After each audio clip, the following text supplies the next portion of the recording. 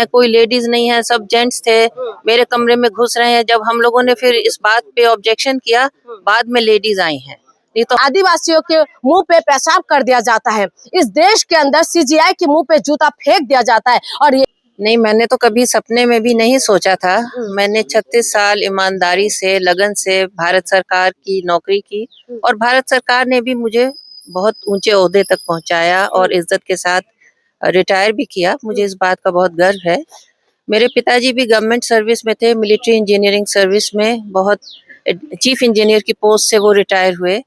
उनकी तबीयत यहाँ पर ये इधर आइए, यहाँ देखिए, मैं आपको दिखाती हूँ। यहाँ पर खुद डॉक्टर उदित राज जी यहाँ पर मौजूद है। ये बाबा साहब अम्बेडकर जी का मूर्ति है, यहाँ पर ये लेके बैठे हुए। सर, पूरी रात आपने ठंडे में यहाँ पर रहा, तो पोल्यूशन दिल्ली में इतना ज्यादा है, उसके बावजूद भी आपने यहाँ पर रहा, तो क्या लगता है किस वजह से हुआ? अरे ये लोग तो आरएसएस और बीजेपी वाले लोग हम लोगों को इंसान कहाँ मानते हैं। हजारों वर्ष से तो शूद्र अछूत मानते रहे। अगर ये इंसान हमें मानते तो जिस तरह से कल सामान फेंका गया ऐसा थोड़ी ये करते। तारीख 28 अक्टूबर को है और कल 24 से आज 25 हो गई। 2 दिन में क्या फर्क पड़ता, लेकिन इरादतन ऐसा किया है ताकि हम कोर्ट में जा न सके। और कोर्ट ने नोटिस दे दिया था इनको, तो ये जलील करना चाहते हैं। जैसे सीजीआई को जलील करवाया इन्होंने, गवाई जी को जलील करवाया, फिर एडीजी पूरन कुमार को इतना जलील करवाया कि आत्महत्या करना पड़ा उनको। तो मुझे भी जलील करना चाह रहे हैं कि मैं भी आत्महत्या कर लूं, लेकिन ये भूल जाएं मैं दूसरे धातु का बना हुआ हूँ, लड़ाई लड़ता रहूंगा।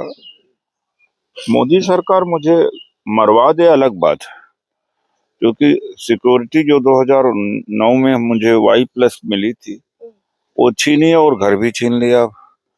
और थ्रेटनिंग कॉल आते रहते हैं। हमने शिकायत भी की थी दिल्ली पुलिस से और जांच भी हुई थी।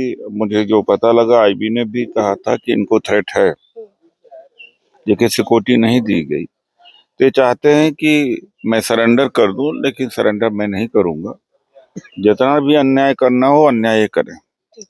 तो ये थे उदित राज जी, यहाँ पर तमाम समर्थक खड़े हैं और आप देखते हैं। सर, आप क्या कहेंगे? आप यहाँ पर पहुंचे हैं, क्या लग रहा है कि ये दलित नेता होने के बावजूद हुआ है या सिर्फ ये एक तरह कानूनी कार्रवाई? जो कल से अत्याचार की इन्होंने शुरुआत करी है, वो शुरुआत बहुत पुरानी है, लेकिन कल से इन्होंने डॉक्टर उदित राज को जो टारगेट बनाने की कोशिश करी है।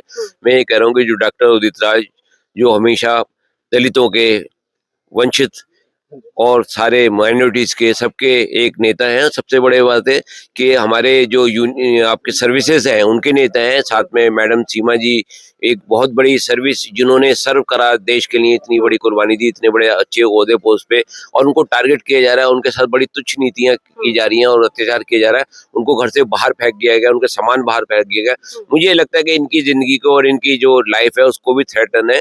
उनको प्रोटेक्शन देना चाहिए। एक नागरिक के प्रति जो ये आवाज उठा रहे हैं वो उनको सारा प्रोटेक्शन मिलना चाहिए। और ये इनकी आवाज दबेगी नहीं, कुचलेगी नहीं, दबाया नहीं जा सकता। कोई सरकार इनको दबा नहीं सकती। ये हमारे बहुत उच्च नीति है। तो ये कह रहे आवाज दबा नहीं सकते। आप लोग सुबह सुबह क्यों पहुंच गए? क्या मिला यहाँ पर आके आप लोगों को? देखिए, जो मेरा मानना है, इन लोगों ने जो आज डॉक्टर साहब पे जो हमला किया है, बाबूजी ने बोला है, ये आज की नीति नहीं है मनुवादियों की। ये आज हमारे साथ आज से 5000 साल पहले से करते आ रहे हैं। ये तो इन्होंने छोटा सा नमूना पेश किया है कि हम मनुस्मृति को दोबारा से लागू कर सकें। हमारे chief justice of India Gavai ji पे जो जूता फेंकना थे, बेहद ही निंदनीय और बहुत ही शर्मनाक घटना है। ठीक है सर, आप लोग कहाँ से आए हैं?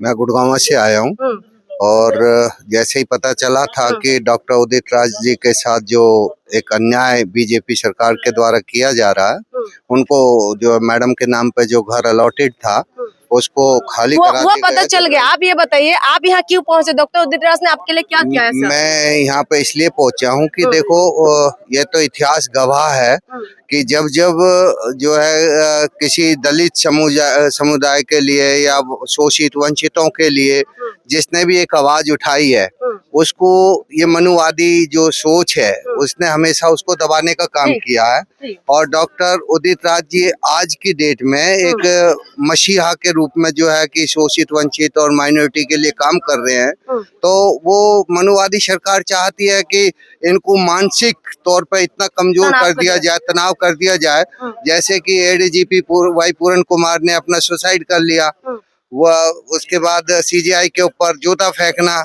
उसके बाद हरिओम वाल्मीकि की हत्या कर देना। तो ये तो दलित समाज ने हमेशा अपना जो है कि पिछले 5-7 हजार सालों से अपना समय समय पर वो देती जा रही है। और देखिए ये कह रहे हैं कि कभी जो है दलितों के साथ अत्याचार होते हैं, कभी जो सीजीआई के मुंह पे जूते मार दिया जाता है। राम राज्य क्या यही है? इस राम राज्य के अंदर जो दलितों का हाल बेहाल है। यहाँ पर खुद उदित राज जी का धर्मपत्नी भी मौजूद है, सीमा राज मैडम। क्या कहेंगे आप लोग इस तरीके से इस हालात में पहुंचेंगे? इतना ऊंचे पद में रहने की बात लगा था कभी ऐसा? नहीं, मैंने तो कभी सपने में भी नहीं सोचा था। मैंने 36 साल ईमानदारी से, लगन से भारत सरकार की नौकरी की और भारत सरकार ने भी मुझे बहुत ऊंचे ओहदे तक पहुंचाया और इज्जत के साथ रिटायर भी किया। मुझे इस बात का बहुत गर्व है। मेरे पिताजी भी गवर्नमेंट सर्विस में थे, मिलिट्री इंजीनियरिंग सर्विस में, बहुत चीफ इंजीनियर की पोस्ट से वो रिटायर हुए। उनकी तबीयत अचानक बहुत खराब हो गई लास्ट ईयर और उसी कारण हमने थोड़ा सा एक्सटेंशन मांगा था। तबीयत बहुत खराब हो गई और उसके बाद आर्मी से रिटायर्ड थे आपका पापा? हाँ जी, और उनकी फिर 8 महीने 9 महीने तो वो हॉस्पिटलाइज्ड रहे, उसके बाद उनकी डेथ हो गई। तो उसी कारण हम जो है हमने थोड़ा सा स्टे मांगा था यहाँ रहने का, वो भी नवंबर एंड तक, जो कि अब 30 दिन की बात थी। और मैटर कोर्ट के सामने लिस्टेड है हियरिंग के लिए 28 अक्टूबर को। तो क्या इनका चला जाता अगर 4 दिन और रुक जाते कोर्ट के फैसले के लिए। और उसके अलावा आप लोगों ने भी देखा कि किस तरह से कल ये लोग घुसे जा रहे थे। मेरी बेटी के रूम में घुस रहे हैं, कोई लेडीज नहीं है, सब जेंट्स थे।